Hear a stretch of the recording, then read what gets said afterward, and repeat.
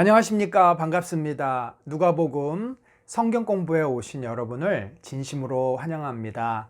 우리 이제 시작 기도 드리겠습니다. 하나님, 참 저희들이 힘들고 답답한 시대를 살아가지만 주님께서는 영이시고 참으로 주님께서는 우리 안에 함께 하셔서 우리가 그 모든 것들을 넉넉히 감당하고 이기게 하여 주시니 감사합니다.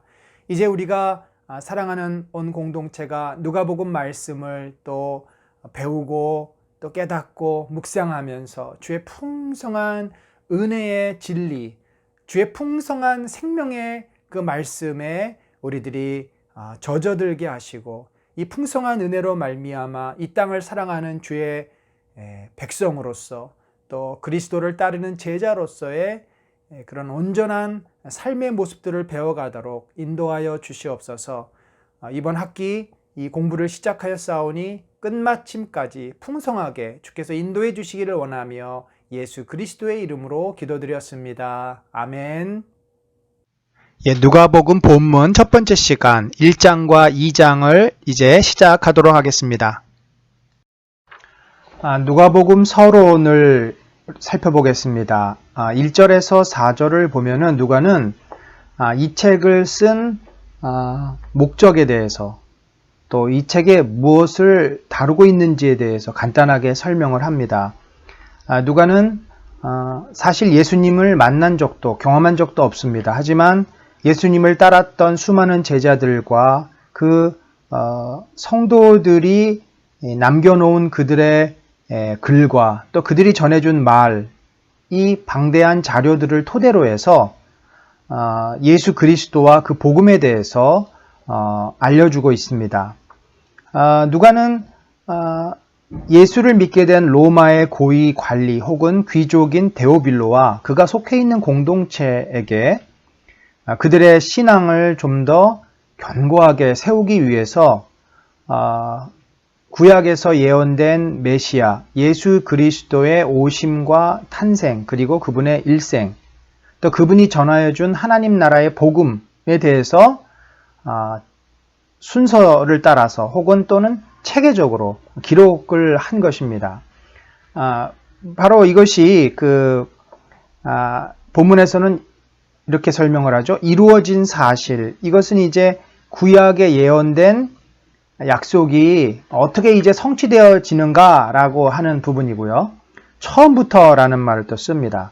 이 처음이라는 것은 사실 지금 말라기가 쓰여진 이후로 400년, 암흑기 400년이 지나지 않았습니까? 그 사이에 아무런 선지자가 등장하지 않았습니다. 그래서 그 암흑기가 지나고 첫 번째로 등장한 선지자라는 말인데 그가 누구냐면은 바로 세례 요한이죠. 그런데 우리가 세례 요한은 암흑기를 지난 첫 번째 선지자이지만 전체적으로 놓고 보면 구약의 마지막 선지자이다. 그래서 그를 통해서 오실 메시아를 이제 예비하는 그런 내용을 담고 있습니다. 본문은 요한의 탄생에 대한 예언으로부터 시작이 됩니다. 누가는 정확한 시점을 언급하기 때문에 이때가 바로 유대 왕 헤롯 때라고 표현을 합니다. 예수님이 BC 4년 정도에 태어났을 것으로 추정한다면 6개월 먼저 태어난 세례 요한, 그리고 그가 잉태되었던 기간을 종합한다면 약 BC 6년 정도다라고 볼 수 있겠죠. 그때 아비야 반열에 제사장 한 사람이 있었으니 그 사람의 이름이 사가랴다. 바로 요한, 세례 요한의 아버지인데 이 아비야 반열이란 다윗 때 대제사장 사독의 8번째 그룹입니다.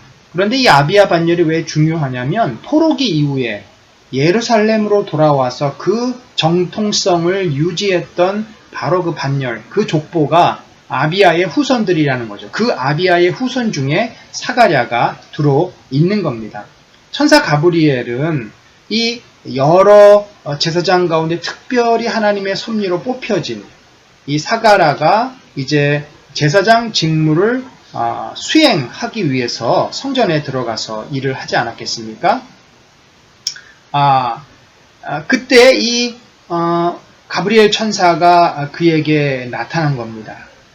그리고 그에게 놀라운 계시를 주는데 그의 부인은 나이가 많고 그동안 임신을 할 수 없는, 그러니까 불임이 평생 불임이었던 여인으로서 굉장히 한나나 또 사라처럼 저주받은 그런 가슴 아픈 슬픈 마음을 가지고 지냈던 여인인데, 그 여인 자기 부인에게 아들이 있을 것이라고 알려줍니다. 하지만 사가랴는 도무지 그것을 믿을 수도 없고 말도 안 되는 소리였기 때문에 천사의 계시를 믿지 않습니다. 그 일로 인해 그는 세례 요한이 태어날 때까지 벙어리가 되게 됩니다. 7절에 보면 엘리사벳이 잉태를 못했다는 표현이 있습니다. 성경에 경건한 여인들이 어떤 특별한 이유로 인해서 불임 상태에 있는 경우들이 있습니다. 엘리사벳도 레위 족속이요, 그 남편 사가라와 함께 경건한 하나님의 사람이었습니다. 우리가 잘 아는 아브라함의 아내 사라나 또는 사무엘의 아내 한나 역시 하나님을 경외하는 사람들이었지만, 하나님께서 그녀들을 통해서 하나님의 구원의 역사를 이루시기 위해서 특별히 그녀들을 불임이라고 하는 참 고통스러운 그런 과정을 경험하게 하였습니다. 오늘 본문에서도 엘리사벳이 바로 그러한 무자의 고통 가운데 하나님의 은혜를 경험하게 됩니다. 사가랴는 그의 그 순번에 따라 이제 성전에서 그 제사장으로서의 역할을 합니다. 아침과 저녁에 이 제사장들은 성전에 들어가서 향을 피웁니다. 매일 성소 향단 앞에서 이제 한 30분 정도에 걸쳐 가지고 이 향을 피웁니다. 이렇게 아침과 저녁에 상번제를 드리고 나올 때 밖에서 기도하는 사람을 향해서 민수기 6장 24절 26절 여호와는 내게 복을 주시고 너를 지키시기를 원하며 여호와는 너의 얼굴을 내게 비추사 은혜 베푸시기를 원하며 여호와는 그 얼굴을 내게로 향하여 드사 평강 주시기를 원하노라 하고서 이 축복을 한 겁니다. 그런데 이상하게도 이날은 사가랴가 안 나오는 겁니다. 자, 왜 안 나왔을까요? 본문에 보면 21절 백성들이 사가랴를 기다리며 그가 성전 안에서 지체함을 이상히 여겼더라.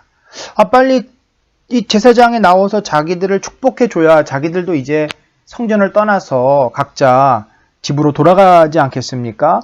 그런데 사가랴가 30분이 지나도 안 나오니까 굉장히 걱정을 한 거죠. 혹시 저 안에서 무슨 일이 있나? 쓰러지기라도 했나? 그때 그 안에서 무슨 일이 있었습니까? 바로 가브리엘 천사가 사가랴에게 나타나서 그의 아들 세례 요한이 불임의 상태에 있었던 엘리사벳을 통해서 태어나게 될 것임을 예언을 한 것이고, 특별히 그 아들은 15절에 보니까 포도주나 독한 술을 마시지 말라 돼 있는데, 이것은 세례 요한이 나시린으로, 그러니까 구별된, 나시린이라고 하는 것은 하나님께 드려진 사람이다. 그러니까 일반적인 생활을 할 수 없고 이 제사장이나 레위나 혹시 어떤 지파 중에서 특별히 하나님께 드려지는 인물, 우리가 잘 아는 삼손도 나시린으로 드려졌고 또 사무엘도 그렇지 않습니까? 그래서 구별된 사람이 될 것임을 예언을 이제 해준 거죠. 사가랴에게 나타났던 가브리엘 천사는 어린 마리아, 아마도 그 당시에 15살에서 나이가 더 많아야 17살, 대부분은 학자들이 15에서 16세, 지금으로 말하면 중학교 한 3학년 내지 고등학교 1학년 정도 되는 마리아에게 찾아오셔서 이제 그에게 메시아가 태어날 것임을 예언하는 그런 장면입니다.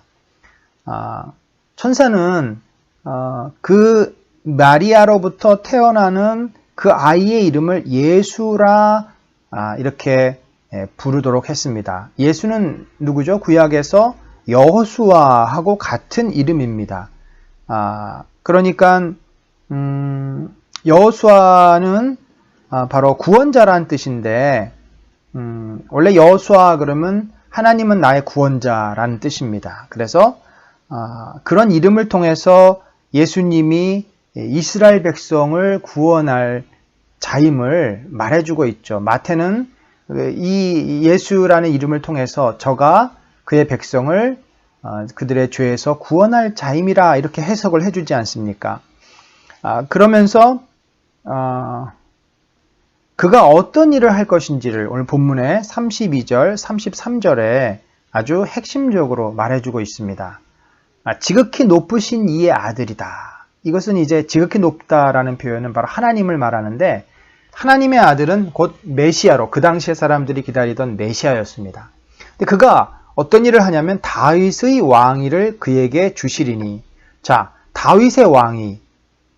다윗은 이미 예수님이 오셨을 그 당시 AD 이제 BC 4년경 또 AD 0년경 그 어간에는 그들에게는 뭐 시조와도 같은 위대한 1000년 전의 왕이었습니다.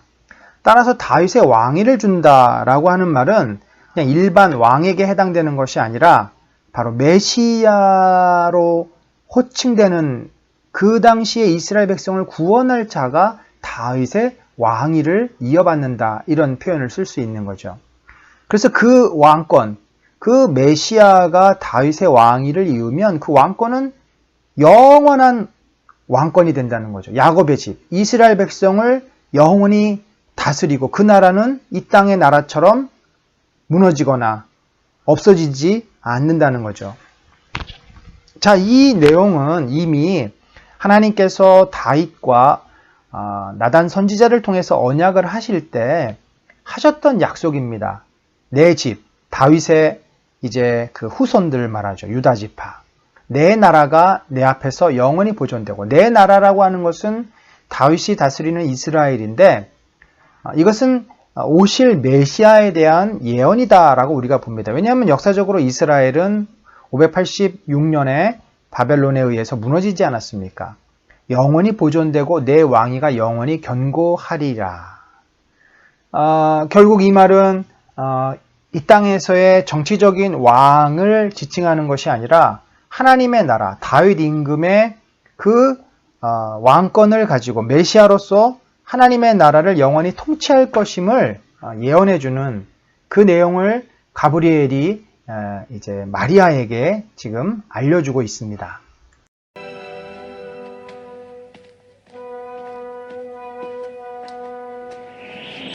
두려워 말라 마리아여, 네가 하나님께 은혜를 얻었느니라. 네가 수태하여 아들을 낳으리니 그 이름을 예수라 하라. 어찌 그럴 수가 있습니까? 저는 처녀입니다. 성령이 네게 임하시고 지극히 높으신 이의 능력이 너를 덮으시리니 이러므로 하나님의 아들이라 일컬으리라. 마리아는 친척인 엘리자벳을 방문했고 그녀도 기적적으로 어린애를 가졌습니다. 엘리사벳, 마리아야.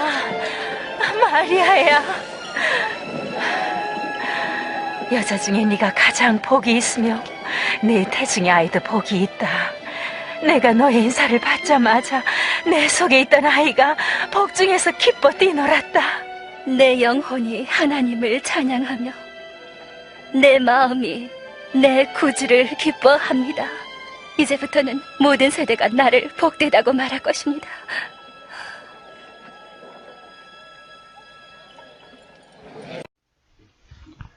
가브리엘 천사의 계시를 받은 마리아는 얼마나 놀랬겠습니까? 그 어린 소녀의 마음으로 그 엄청난 계시를 마음에 다 품고 있을 수가 없었습니다.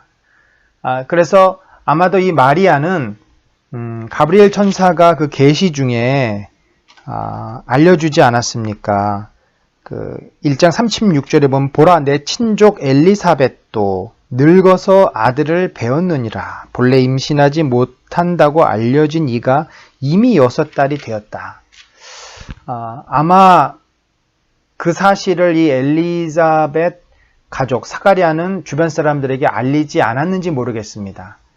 마리아는 자기가 지금 받은 계시가 정말 사실인지, 이게 무슨 꿈인지 환상인지, 그 어린 소녀가 얼마나 불안하고 또 두렵고 또 혼란스러웠겠습니까? 그때 확인도 받고 싶고 또 이 감당하기 어려운 이 놀라운 사실을 좀 나누고도 싶고 그런 마음이 있는데 이 가브리엘 천사가 엘리사벳 또 그런 엄청난 일을 지금 경험했다는 이야기를 듣고 한 걸음에 달려간 거죠.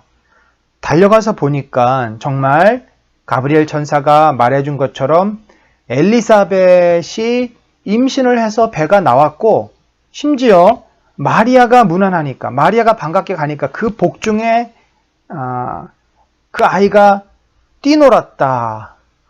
그런 표현을 쓰고요. 41절에 보면 엘리사벳이 성령의 충만함을 받아 큰 소리로 불러 이르되 여자 중에 내가 복이 있으며 내 태중에 아이도 복이 있도다.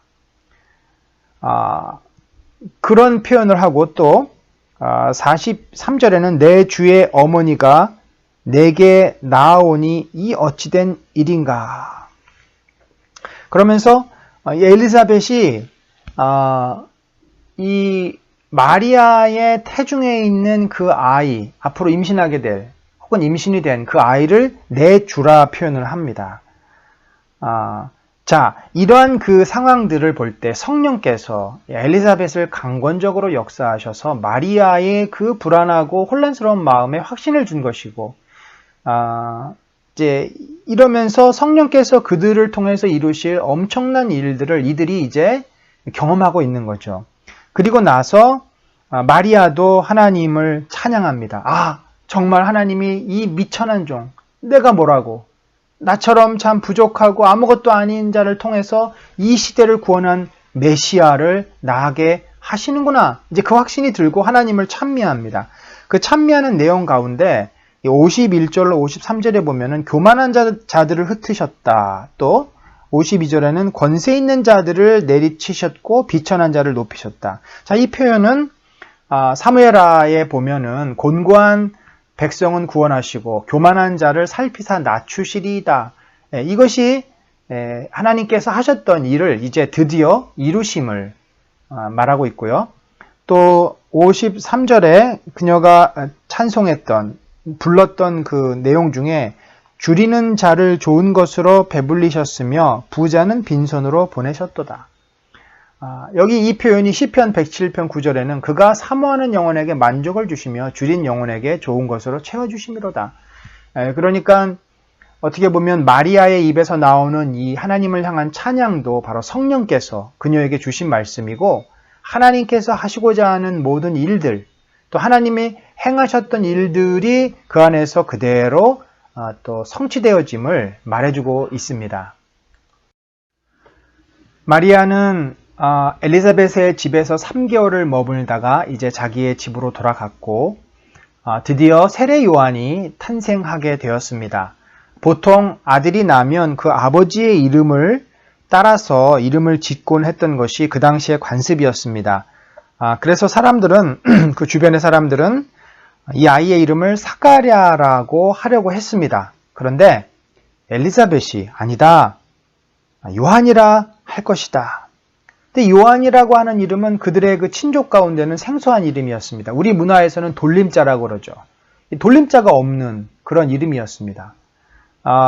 그런데 그 아버지도 사가랴도 이 서판에다가 요한이라고 쓰는 겁니다. 그러니까 엄마인 엘리사벳도 요한이라고 하자고 했고 사가랴도 요한이라고 한 거죠. 그러면서 사가랴의 입이 열려서 하나님의 이름을 찬양하는 일이 이제 기록되어 있는데 그 사가랴가 성령의 충만을 받아 여러분 우리가 이 누가복음 특별히 또 사도행전은 성령 행전이라고 하지 않습니까? 성령께서 어떻게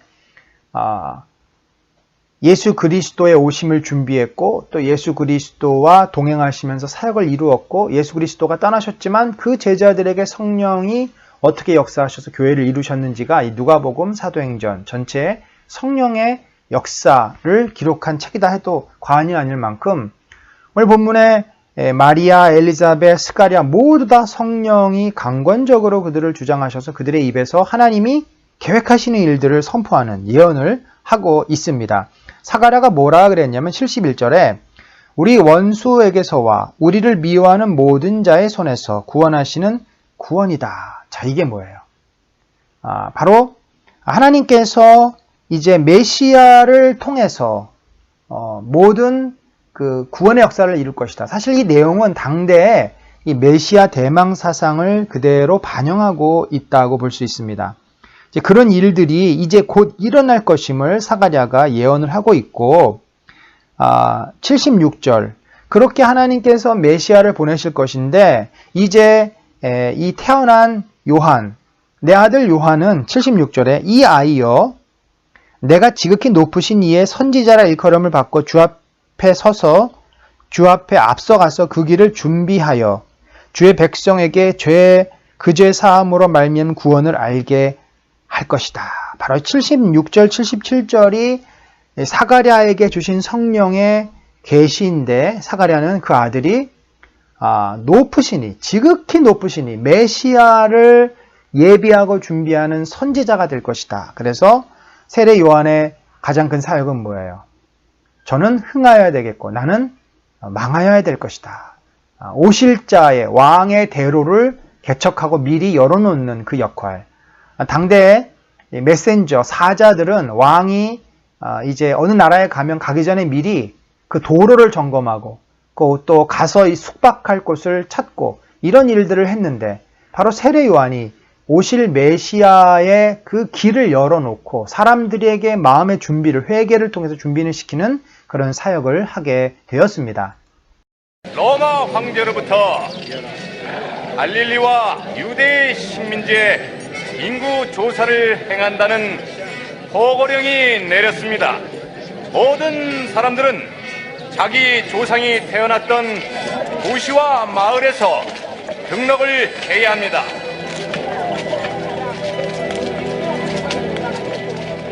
그래서 마리아는 그의 약혼자 요셉과 함께 호적을 하기 위해 유대 땅 베들레헴으로 갔습니다.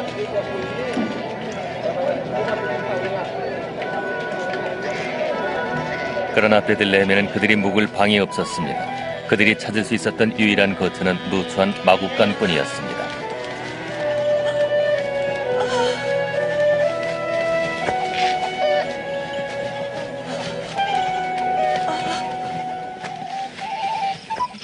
그때 그 지경에 밤새워 양을 지키는 목동들이 몇 있었는데, 하나님의 천사가 그들에게 나타났고 하나님의 영광이 그들 주위에 비쳤습니다.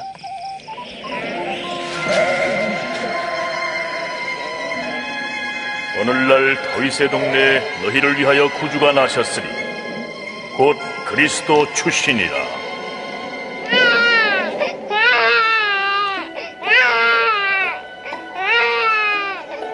목동들은 구유에 누운 갓난아기를 보려고 서둘러 갔습니다.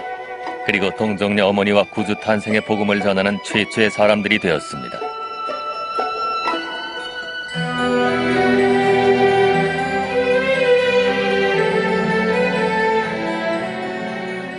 일주일 후 아기가 할례받을 때가 왔을 때 그는 예수라고 이름 지어졌고, 요셉과 마리아는 아기를 주님께 드리기 위해 예루살렘으로 데리고 갔습니다. 성전에는 그리스도를 볼 때까지는 죽지 않을 것이라고 성령님이 약속하신 선하고 경건한 사람이 살고 있었습니다. 그의 이름은 시므온입니다. 하나님, 이제는 말씀하신 대로 당신의 종을 편안히 떠나게 해주시는군요.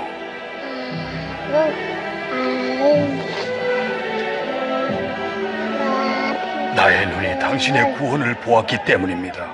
이 아이는 하나님이 택하셨습니다. 그대들에게 축복이 있을지어다.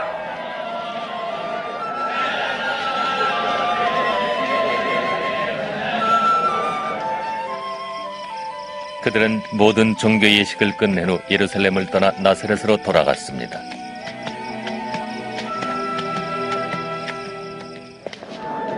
예수가 12살 됐을 때 요셉과 마리아는 6월절에 그를 예루살렘에 데리고 갔습니다. 그러나 아들 예수도 그들과 함께 있다고 생각하며 집을 향해 떠났을 때 예수는 뒤에 남았습니다. 그들이 예수를 찾기 위해 시내로 돌아온 지 3일째 되던 날, 그가 성전의 유대 종교 지도자들과 함께 앉아있는 것을 봤습니다. 이 아이는 누구의 아이인데 이런 것을 묻는가? 나사렛에서 왔습니다. 이 아이가 우리 함께 떠난 줄 알았죠. 아이의 열성을 너그러이 봐주시오. 선생들은 아이의 명철함에 놀랐습니다.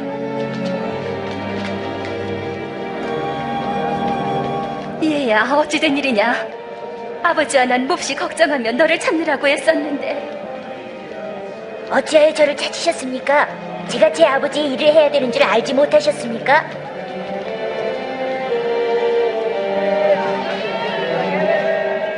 예수는 부모와 함께 나사렛에 돌아왔고 자랄수록 지혜로워져서 하나님과 사람들에게 사랑을 받았습니다. 여러분, 영화 잘 보셨죠? 여러분이 보신 영화는 그 누가복음에 관해서 성경의 순서대로 그렇게 만들었던 꽤 오래된 그런 필름입니다. 자, 오늘 우리가 이제 2장을 다뤄보겠습니다. 2장에서는 예수님의 탄생과 어린 시절을 다룹니다. 유일하게 복음서 중에 예수님의 영유아기, 특별히 소년기까지 다룬 책은 누가복음이죠. 그래서 우리가 이 부분을 좀 유심히 살펴볼 필요가 있습니다. 요셉은 임신한 마리아와 함께 이 아우구스도의 그 호적령에 따라서 자신의 유대지파 본적지 그 베들레헴으로 올라갑니다. 많은 사람들이 한꺼번에 몰리다 보니까 방을 구할 수가 없었습니다. 할 수 없이 마리아와 요셉은 짐승들이 쉬는 마구간에 누울 수밖에 없었고, 그때 마침 만삭이었던 마리아는 산기가 오고 드디어 예수님을 그곳에서 출산하게 됩니다. 여기 1절에 호적하라라는 명령이 있었는데 아우구스투스 BC 8년에 과세를 목적으로 전 로마 제국의 인구 조사를 실시합니다. 그런데 알다시피 로마 제국이 얼마나 방대합니까? 지금도 인구 센서스를 하는데 근 6개월, 아무리 전산으로 해도 수개월이 걸리는데 당시에 일일이 사람들이 와서 등록을 하고 그걸 취합하고 하려면 최소한 3, 4년, 심지어 5년, 6년도 걸렸을 것으로 생각을 합니다. 그렇다고 한다면 BC 8년에 이 호정령이 떨어졌고 그 이후로 약 3, 4년 후에 요셉과 마리아가 베들레헴에 올라가서 예수님을 낳은 것으로 보면은 바로 예수님의 탄생 연도를 BC 4년경, BC 4년 연말 12월 아니면 그 다음에 1월쯤에 낳았던 것으로 그렇게 추정을 합니다. 요셉이 사는 원래 이 나사렛은 스불론이지 않습니까? 저 북쪽 지역입니다. 그런데 이 요셉의 조상은 베들레헴에 살았습니다. 여러분, 요셉이 다윗의 후손인 거 아시죠? 따라서 베들레헴, 이 본적지로 가서 호적을 해야 됐는데 왜 그러면 이렇게 북쪽에 살았나? 그 이유는 주전 100년경 유대 지역의 사람들을 강제로 갈릴리 쪽으로 보냅니다. 인구 분산 정책을 한 거죠. 그래서 할 수 없이 본적지로 올라와야만 했습니다. 그런데 마리아도 같이 오지 않았습니까? 왜 마리아가 따라왔을까? 물론 만삭인 자기 부인을 혼자 내버려 놓고 올 수가 없어서도 있겠지만 사실은 마리아도 다윗의 후손입니다. 여러분, 놀라운 일 아닙니까? 그래서 누가는 이 다음에 이제 족보가 나오겠지만 마리아로부터 시작해서 올라가도 다윗을 통과해서 이제 아브라함 그 이상으로 아담까지 올라가게 되는데, 정확히 말하면 마리아는 유다지파 다윗 후손, 다윗의 아들 가운데 나단의 라인임을 우리가 족보에서 보게 됩니다. 그러니까 예수님은 혈통은 마리아의 계보, 여인의 몸에서 태어났으니까 혈통은 마리아의 계보인데 그 놀랍게도 마리아도 다윗의 후손이고, 또 이 하나님 나라의 왕으로서 왕권은 요셉이 바로 또 다윗의 후손이었으니까 그 요셉의 아들로서 그렇게 이제 양자로 입적이 된 거죠. 요셉의 아들로서 그 왕권은 역시 다윗의 후손으로 오셨다라고 볼 수 있습니다. 예수가 태어나셨는데 누가 알았겠습니까? 아무도 몰랐습니다. 그 아이가 예수인지 메시아인지 아무도 몰랐습니다. 왜냐하면 예수님은 왕궁에서 태어난 것도 아닙니다. 많은 사람들이 보는 앞에서 그렇게 화려하게 태어나지 않았습니다. 정말 초라하게, 정말 불쌍하게. 그런데 성령께서는 그 강보에 쌓여서 구유, 말이나 당나귀들이 여물을 먹는 그 통, 구유통에 누여있는 아기를 볼 텐데 그것이 바로 그분이 바로 메시아다. 그것이 너희가 그분이 메시아임을 알 수 있는 표적이다라고 바로 목자들에게 이야기를 해줍니다. 그래서 목자들이 그때 아무도 예수님의 탄생을 축하하지 않을 때 아기 예수에게 달려와서 아기 예수가 강보에 쌓여 구요에 있는 것을 보고 그에게 무릎 꿇고 엎드려 경배하는 그런 일을 우리가 또 읽게 됩니다. 예수님을 낳으셨던 마리아 그리고 요셉은 아마도 그 후에 어느 곳에선가 방을 얻은 것 같습니다. 방을 얻어서 산후조리를 하는 거죠. 우리가 그 동방박사가 이제 마태복음에 보면은 아기 예수께 경배하기 위해서 오지 않습니까? 그래서 아마 요 40일 결례를 행하기 위해서 베들레헴에 머물렀던 이 40일 기간 동안 동방박사가 온 것이 아니겠는가 그렇게 추측을 해봅니다. 왜냐하면 이 동방박사가 다녀간 후에 바로 요셉과 마리아는 물론 누가복음에서는 이제 갈릴리로 돌아간 것으로 되어 있는데 그건 차후의 일이고 헤롯의 그러한 무시무시한 아기 학살을 피해서 애굽으로 내려가는 장면이 나옵니다. 따라서 아마 그 전에 이 40일 기간 동안에 동방박사가 왔을 것으로 그렇게 생각을 합니다.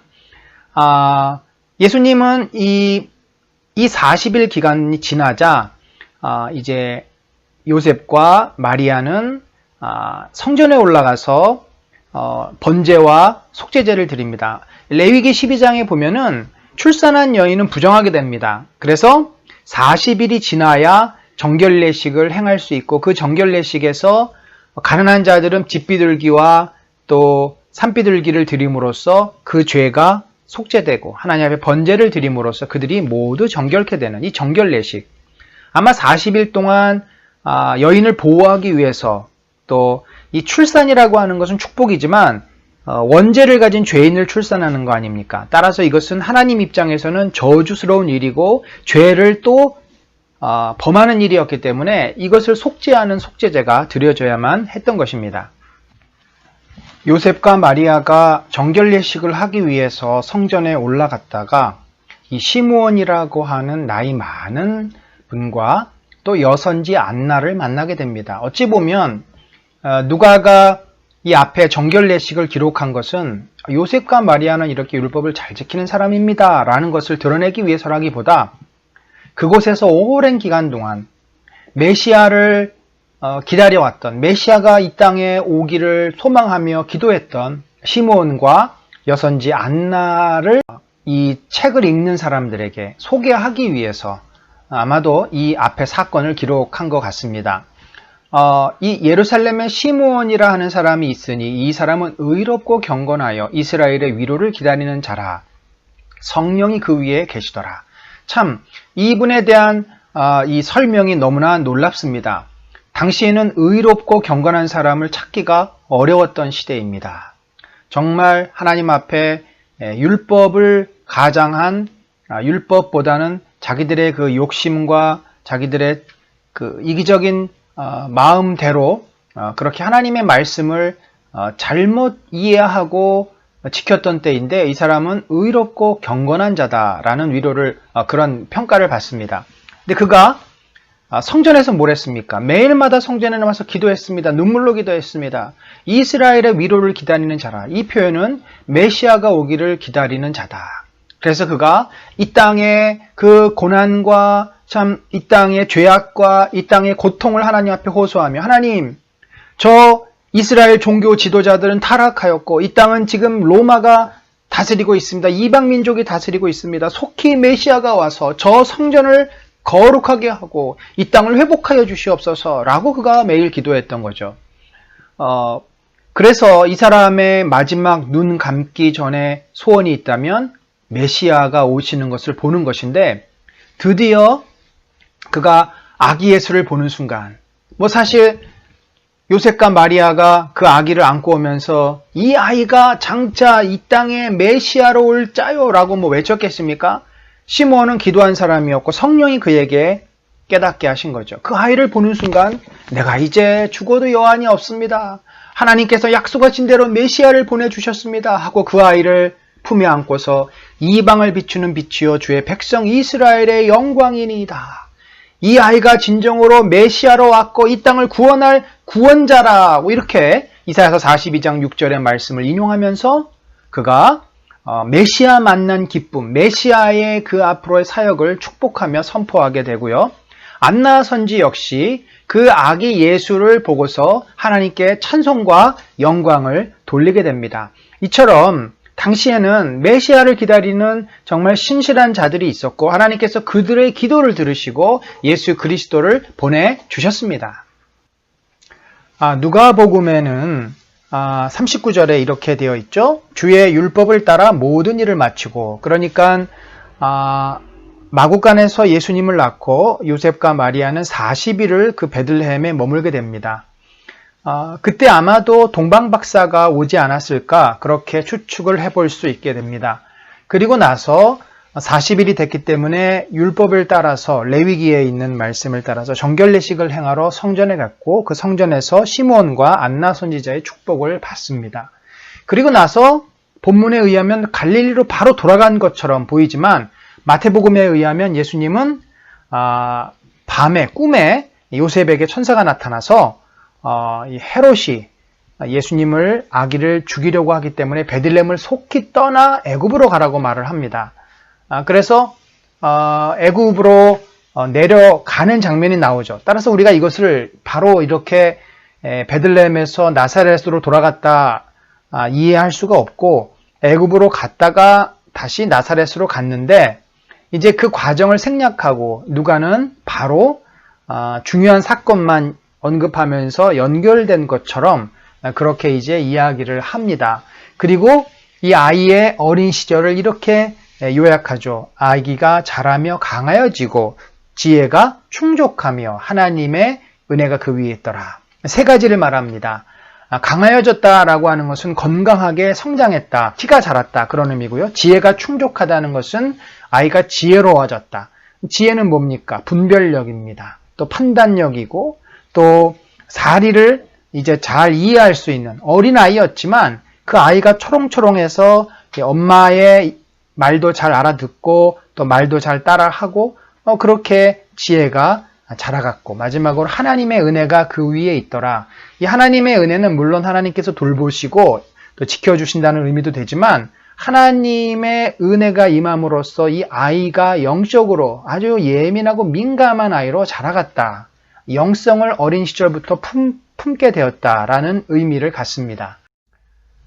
예수님의 소년기를 설명하는 본문은 짝을 이루고 있습니다. 40절하고 52절이 같은 표현을 하고 있죠. 예수님이 어떻게 성장했는가? 강하여지고 지혜가 충만하고 또 은혜가 위에 있다. 또는 사람에게 더욱 사랑스러워 갔다. 원문은 같은 내용입니다. 그래서 그 사이에 41절에서 51절이 성전 방문 사건이 인클러지오로 그 안에 샌드위치 구조로 들어온다는 것을 볼 수 있겠고 우리가 한번 그 다음 장면에서 이 성전 방문 사건을 함께 살펴보겠습니다. 예수님께서 6월절 성전에서 부모님과 함께 이제 결례를 다 지키고 집으로 돌아가야 되는 상황인데 워낙 친지들하고 함께 갔으니까 아이가 안 보여도 예수님의 부모님들은 어디 다른 친척들하고 있겠지 싶어서 그냥 왔습니다. 오다 보니까 애가 안 보이는 겁니다. 얼마나 당황스럽고 놀랬겠습니까? 아무리 찾아도 없길래 다시 거꾸로 예루살렘으로 돌아가서 결국 수소문 끝에 예수님이 성전에서 앉아가지고 거기 있는 서기관들과 대화하는 모습을 보게 됩니다. 자, 우리가 이제 이 사건을 통해서 예수님으로부터 뭘 발견할 수 있을까요? 부모가 너무 놀래고 화도 나서 예수를 야단을 쳤겠죠. 예수야, 너 엄마 아빠 잘 따라다녀야지. 여기 이렇게 남아있으면 어떡해? 엄마 아빠가 얼마나 놀랬는 줄 알아? 당연히 부모 입장에서 그런 말을 할 수 있습니다. 그때 예수님이 이런 표현을 쓰세요. 나를 찾으셨나이까? 내가 내 아버지 집에 있어야 될 줄을 알지 못하셨나이까? 얼마나 황당한 대답이고 부모의 입장에서 정말 이해할 수 없는 그런 대답입니까? 그러나 우리가 이제 이 표현을 통해서 분명히 알 수 있는 것은 예수님은 자신이 누구인지를 벌써 이 12살이 넘어서부터 그러니까 요 나이대가 이제 소년 때이죠. 우리로 말하면 초등학교 5학년, 6학년 또는 중학교 1학년 사춘기로 막 접어드는 그때 자신이 단순히 이 땅에서 평범하게 살아갈 그런 사람이 아니라 하나님의 아들, 메시아로 태어난 하나님의 아들임을 인식을 하기 시작한 겁니다. 그래서 자신의 진정한 아버지는 하나님이시다. 그래서 이제 이런 표현을 통해서 예수님은 메시아로서의 자의식을 어린 시절부터 가지고 있었고, 그랬기 때문에 하나님하고 소통하고 하나님 말씀을 더 잘 깨닫고 이해하기 위해서 성전에 가서는 이제 거기 있는 서기관들과 토론도 하고 질문도 하고 그러셨던 겁니다. 또 예수님이 이제 나사렛으로 돌아오셨을 때는 어떻게 하셨겠어요? 회당에 가서 또 열심히 성경도 읽으시고 거기 회당장이나 그곳에 있는 성경을 잘하는 분들하고 또 토론도 하셨겠죠. 이만큼 어린 시절, 예수님의 어린 시절은 하나님을 더 알아가고 하나님을 경험하고 말씀을 깊게 깨달아가는, 그래서 본문이 뭐라고 표현했어요? 예수는 그 지혜와 그 키가 자라가며 하나님과 사람에게 더 사랑스러워 가시더라. 여기 사실 사랑스러워라는 표현은 은혜에 있어서 하나님과 사람에게 은혜를 더 많이 입었다. 특별히 하나님에게 은혜, 이 사랑이라는 표현이라 카리스로 되어 있습니다. 은혜라는 표현으로 되어 있습니다. 그렇기 때문에 우리가 아까 우리가 살펴본 40절, 아기가 자라며 강하여지고 지혜가 충만하며 하나님의 은혜가 그 위에 있더라. 이 표현하고 이 52절이 어떻게 보면 반복된다고 볼 수 있죠. 그러니까 예수님의 그 육신적인 키가 자랐다, 건강해졌다, 그리고 지혜에 있어서도 자랐다, 굉장히 지혜로워지고 그 다음에 또 판단력과 분별력이 생겼다는 것이고, 가장 중요한 표현, 하나님에게 더 사랑스러워지셨다. 그 하나님의 은혜가 그 위에 충만했다. 영적으로 더 깊게 하나님을 깨달아갔다 하는 내용입니다. 오늘 공부 마무리하겠습니다. 참 하나님께서 구원의 역사를 이루어 가실 때 특별한 사람들을 또 세우시고 부르셔서 그들을 통해서 일을 하십니다. 엘리사벳이라고 하는 나이 많은 제사장의 부인, 이 여인도 물론 하나님 앞에 경건한 삶을 살았던 분입니다. 그런데 나이가 너무 많아서 이제는 도저히 아이를 갖는다는 건 상상할 수도 없는, 늘 평생 아이가 없는 그 어떻게 보면 저주받은 인생이라는 그 무거운 짓눌림 속에 살았던 분입니다. 그런데 하나님께서는 그런 분을 부르시고 택하셔서 그에게 세례 요한이라고 하는 구약시대의 마지막 선지자를 선물로 주셨습니다. 또한 예수 그리스도를 품게 된, 안게 된 마리아, 15 내지 6살의 젊은 소녀입니다. 참 이 놀라운 수태고지를 듣기에는 감당이 안 될 만큼 그런 연약한 소녀인데, 하나님께서는 천사 가브리엘을 통하여서 이 엘리자벳과 또 마리아를 부르시고 그들에게 엄청난 은혜를 주십니다. 이 두 분을 하나님께서 쓰시는 것을 볼 때, 첫 번째 엘리자벳은 자식이 없었던, 그러나 경건하게 살았던 분이고, 또 마리아는 우리가 본문을 통해서 유추해 보건대 참 순수한 마음에 하나님을 진실되게 경외하고 믿었던 그런 여인입니다. 하나님을 비록 자기가 어려움이 있고 원하는 걸 얻지 못했고, 또 마리아는 가난한 그런 소녀 아니었습니까? 삶이 힘들어도 늘 하나님 앞에 경건한 삶을 살고 진실되고 또 하나님을 경외할 줄 아는 그런 사람들을 하나님께서 부르신다. 또 이 두 사람을 만나게 하셔서 서로 축복하고 격려하고 그들 가운데 큰 위로를 주시지 않습니까? 이처럼 우리가 비록 환경이 어렵고 내가 원하는 것을 얻지 못하고 내가 가난하고 비록 내가 내세울 것 없이 인생을 살아도 우리가 정말 진실되고 경건하게 살아갈 때 하나님은 그러한 사람들을 통해서 하나님의 구원의 역사를 이루어 가시고 그들을 또 하나로 묶으셔서 위로하시고 큰 은혜와 축복을 주실 줄 믿습니다. 우리 공동체도 늘 그렇게 주님 앞에 경건하게 진실되게 살아감으로써 하나님께서 저와 여러분을 통해서 하나님의 일을 이루시는 그런 축복을 누리기를 바랍니다.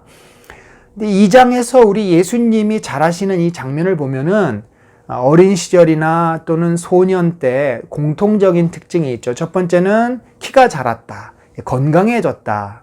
신체적으로 예수님은 건강한 아이로 성장했습니다. 두 번째로는 지혜가 자랐다. 참 분별력이 있고 지혜롭고 올바른 일을 판단할 줄 아는, 도덕적으로 바른 일을 결정할 줄 아는 그런 건강한 아이로 자랐다는 것이고, 마지막으로 하나님의 은혜를 입었다. 하나님으로부터 사랑을 입었다. 결국 그의 영적인 눈이 열려서 하나님을 알아가고 하나님을 더 깊게 신뢰하고 의지하고 하나님의 깊은 영적인 어떤 능력들이 그 어린 예수 안에 충만하게 자라갔음을 봅니다. 여러분, 이 세 가지를 통해서 우리 자녀들이 어떻게 자라야 하는지를 우리는 유추어서 알 수 있습니다. 아이들이 절대적으로 건강하게 자라야 되겠죠. 막 어려서부터 학원 너무 많이 다니고 숙제가 많아서 아이들이 움직이지도 못하고 정말 비실비실 마른다면 그것은 결코 하나님 앞에 아름다운 모습이 아닙니다. 아이들은 신나게 뛰어놀아야 되고 건강하게 자라야 됩니다. 두 번째로 아이들이 지혜로워야 합니다. 지혜롭다고 하는 것은 세상에 많은 지식이 많아서 되는 것이 아닙니다.